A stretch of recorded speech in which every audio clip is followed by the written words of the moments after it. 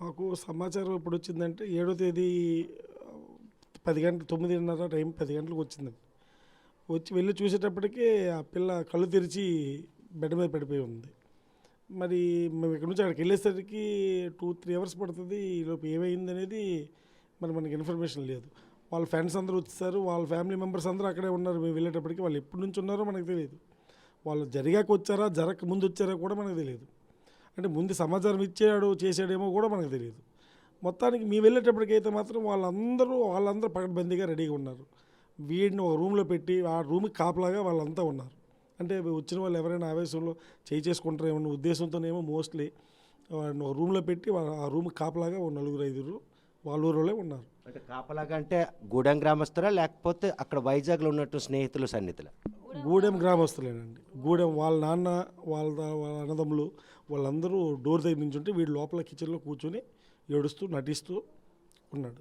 So మీరెళ్లి చూసేసరికి శ్రీజ ఎటువంటి దుస్థితిలో ఆమె నిర్జీవంగా పడుంది. అక్కడ మీరు ఈ అంశాన్ని ఈరోజు ఆమె ఆత్మహత్య కాదు, హత్య కాబడింది అన్న అనుమానం తలేదు.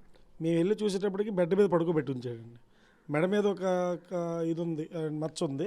కాలు మీద 3 గీతలు, ఒక పెద్ద మచ్చ ఉంది.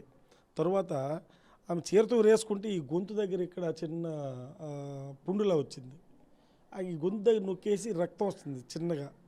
అది చీరతో అయితే చీర మనకి గొంతు దగ్గర ముక్క ఎందుకు వస్తుంది, ఇక్కడ రాదు కదా, అదొకటి. పైగా మేము వెళ్ళేటప్పటికి వేలాడుతూ కనిపించలేదు, బెడ్ మీద పడుకోబెట్టారు. కనీసం చీర ఉండాలి కదా.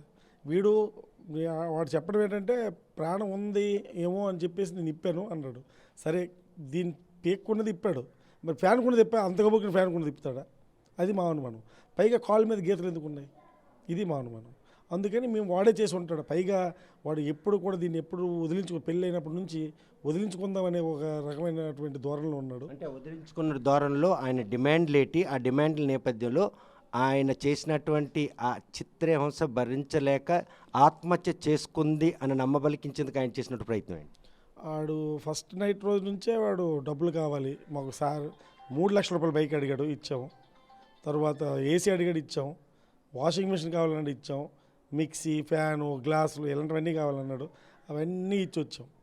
ఇవన్నీ ఇస్తే అంటే ఇవన్నీ అడిగితే తగ్గిపోద్ది అనేది వాడి ఫీలింగు.